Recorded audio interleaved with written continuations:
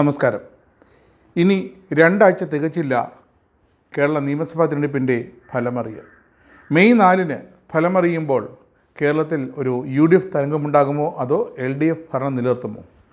കടുത്ത ആശങ്ക ഈ വിഷയത്തിലുണ്ടെങ്കിലും വിവിധ സർവേകളും ഏതാണ്ടൊക്കെ കണക്കുകൂട്ടലുമൊക്കെ വ്യക്തമാക്കുന്നത് വിവിധ മണ്ഡലങ്ങളിലെ 140 മണ്ഡലങ്ങളുടെയും ട്രെൻഡും ഒക്കെ വ്യക്തമാക്കുന്നത് ഇത്തവണ BJPയുടെ വോട്ടിംഗ് ശതമാനം നന്നേ കുറയുമെന്നാണ്. കാരണം പലയിടത്തും BJP LDFന് പ്രത്യേകിച്ച് CPM സ്ഥാനാർത്ഥികൾക്ക് ക്രോസ് വോട്ടിംഗ് ഇത്തവണയും ചെയ്തിട്ടുണ്ട്. അത് വട്ടിയൂർക്കാവിലടക്കം റിസൾട്ട് വരുമ്പോൾ വളരെ വ്യക്തമായി മനസ്സിലാക്കുകയും ചെയ്യും. എന്തിനാണ് UDF ഒരു കാരണവശാലും ജയിച്ചു വരരുത്. അതുപോലെ തന്നെ ഡൽഹിയിൽ കേന്ദ്ര സർക്കാരിൻ്റെ നിലപാട് കോൺഗ്രസ് മുക്ത ഭാരതമാണ്. അതുകൊണ്ട് ഇവിടെ CPMൻ്റെ ഒരു LDF സർക്കാർ വീണ്ടും അധികാരത്തിൽ വന്നാലും മോദി സർക്കാരിന്, നരേന്ദ്രമോദിക്ക്, BJPക്ക് യാതൊരു ആശങ്കയോ അലട്ടലോ ഒന്നും ഉണ്ടാകില്ല. കഴിഞ്ഞ 10 വർഷം എങ്ങനെ കാര്യങ്ങൾ മുന്നോട്ട് പോയി അതുപോലെ തന്നെ ഇനിയും കാര്യങ്ങൾ മുന്നോട്ട് പോകുമെന്ന് വ്യക്തം. അവർക്ക് പേടി UDF സർക്കാരിനെയാണ്. UDF സർക്കാർ വന്നു കഴിഞ്ഞാൽ രേവന്ത് റെഡ്ഡി, സിദ്ധരാമയ്യ, പിന്നെ തൊട്ടുപുറത്ത് അടുത്ത സർക്കാർ UDF സർക്കാർ. അത് മുഖ്യമന്ത്രി ആരായാലും അത് UDFൻ്റെ കോൺഗ്രസ് നയിക്കുന്ന സർക്കാരാണ്. അതുകൊണ്ട് തന്നെയാണ് ഇത്തവണ എല്ലാ തവണത്തേതും പോലെ വളരെ പ്ലാൻ ചെയ്ത് BJP വോട്ടുകൾ, അത് BJP നേതൃത്വം അറിഞ്ഞുകൊണ്ടാണെന്ന് പറയാനാകില്ല, പക്ഷേ പലയിടത്തും മുൻ അന്തർധാരകൾ, മുൻ 5 വർഷം മുമ്പത്തെ ധാരണകൾ ഇതൊക്കെ വീണ്ടും വർക്കൗട്ട് ചെയ്തിരിക്കുന്നു. മുസ്ലിം ലീഗിൻ്റെ സ്ഥാനാർത്ഥികളെല്ലാം വളരെ വ്യക്തമായി ഈ ഒരു ക്രോസ് വോട്ടിംഗ് ഇല്ലാതെ തന്നെ ജയിച്ചു വരുമെന്ന് വളരെ വ്യക്തമാണ്. പക്ഷേ അവിടെയും തന്നാൽ കഴിയുന്ന BJP വോട്ടുകളടക്കം അവിടുത്തെ LDF CPM സ്ഥാനാർത്ഥികൾക്ക് മുസ്ലിം ലീഗ് മത്സരിക്കുന്ന മണ്ഡലങ്ങളിലും ക്രോസ് വോട്ടിംഗ് നടന്നിട്ടുണ്ടെന്ന് വ്യക്തമാണ്. അങ്ങനെ വരുമ്പോൾ ഈ ക്രോസ് വോട്ടിംഗ് നടക്കുമ്പോൾ കേരളത്തിൽ എന്താകും സംഭവിക്കുക? BJPയുടെ വോട്ട് ഷെയറും കുറയുകയും ചെയ്യും, LDFൻ്റെ വോട്ട് ഷെയർ കൂടുകയും ചെയ്യും.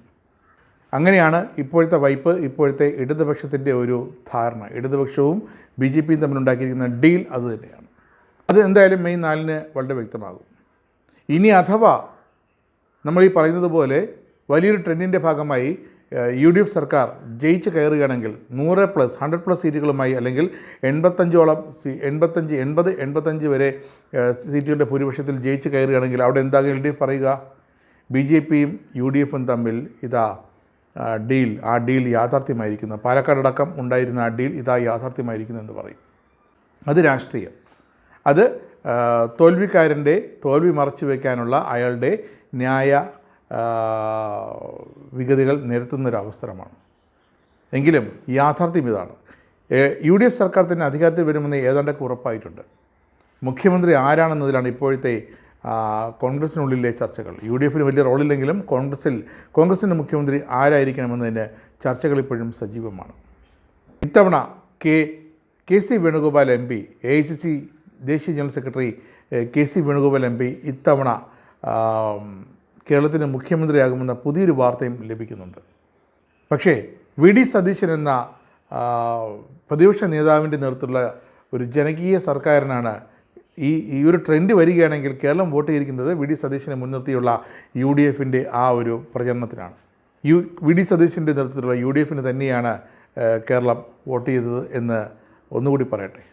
അങ്ങനെ വരുമ്പോൾ പക്ഷേ അതിലൊരു പ്രശ്നം, സർക്കാരിനെ മുന്നോട്ട് നയിക്കാൻ അല്പം കൂടി കരുത്തുള്ള മന്ത്രിമാരെ നിലയ്ക്ക് നിർത്താൻ അല്പം കൂടി കരുത്തുള്ള ഒരു വ്യക്തിയാകണം മുഖ്യമന്ത്രി എന്നാണ് ഹൈക്കമാൻഡ് തീരുമാനിക്കുന്നതെങ്കിൽ KC വേണുഗോപാൽ നറുക്ക് വീഴും. കാരണം മുതിർന്ന തിരുവഞ്ചൂർ രാധാകൃഷ്ണൻ അടക്കം മുതിർന്ന കോൺഗ്രസ് MLAമാർ മന്ത്രിമാരായാൽ സീനിയോറിറ്റി അവർക്കാണ് VD സതീശനേക്കാൾ.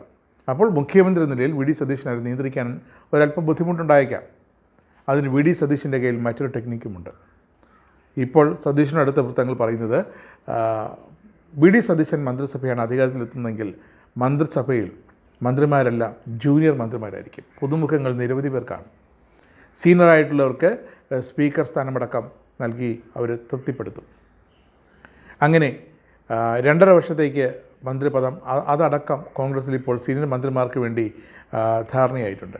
VD സതീശനാണ് മുഖ്യമന്ത്രിയാകുന്നതെങ്കിൽ PC വിശ്വനാഥ് അടക്കം അനിൽകുമാർ അടക്കമുള്ള യുവ നേതൃത്വം, നമ്മൾ ഏറ്റവും ചെറുപ്പക്കാർ ജയിച്ച് കയറി വരുന്ന ആ മണ്ഡലങ്ങളിലെ കോൺഗ്രസ് MLA മാർക്കും ഇത്തവണ മന്ത്രിയാകാനുള്ള അവസരം ലഭിച്ചേക്കും. കാരണം വി ഡി സതീശന് പൊതുവെ തൻ്റെ കീഴിൽ നിൽക്കുന്ന ജൂനിയറായിട്ടുള്ള ഒരു വിഭാഗം മന്ത്രിമാരെ നയിച്ചു കൊണ്ടുപോകാനാകും അദ്ദേഹത്തിന് അല്പം കൂടി കഴിവുള്ളത്. മുതിർന്ന നേതാക്കളെ നയിക്കുന്നത് വലിയ ടാസ്ക്കാണ്.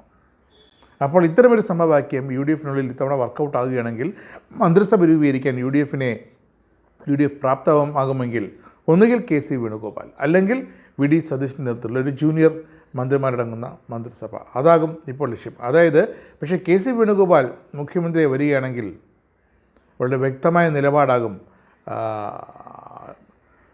വി ഡി സതീശൻ എടുക്കുക. ആ മന്ത്രിസഭയിലേക്ക് താൻ ഉണ്ടാകില്ല. ഇപ്പോൾ KC വേണുഗോപാൽ മുഖ്യമന്ത്രിയാകുന്ന മന്ത്രിസഭയിൽ വി ഡി സതീശനെ കാത്തിരിക്കുന്ന ധനമന്ത്രി പദമാണ്. ധനമന്ത്രി പദമോ ആഭ്യന്തരമന്ത്രി പദമോ ഒന്നും തനിക്ക് വേണ്ട, താൻ പുറത്തു നിന്നോളാം എന്ന് പറയുന്നത് കേരളത്തിലെ KPCC സംബന്ധിച്ചിടത്തോളം, ഹൈക്കമാൻഡ് സംബന്ധിച്ചിടത്തോളം വലിയൊരു അപകടകരമായ അവസ്ഥയാണ്. ഒരു പ്രതിപക്ഷ നേതാവിൻ്റെ റോളാകും പിന്നീട് വി ഡി സതീശൻ വഹിക്കേണ്ടി വരിക. ഒപ്പം മുഖ്യമന്ത്രി പദം കാക്ഷിക്കുന്ന രമേശ് ചെന്നിത്തലയും അനുനയിപ്പിക്കേണ്ടതുണ്ട്. അപ്പോൾ എന്തായാലും വലിയൊരു സമസ്യയാണിപ്പോൾ ഹൈക്കമാൻഡിനും UDF-നും മുന്നിലുള്ളത്. അന്തിമമായി ഭൂരിപക്ഷം ലഭിക്കുമ്പോൾ ആരെ മുഖ്യമന്ത്രിയാക്കും എന്നതിൽ.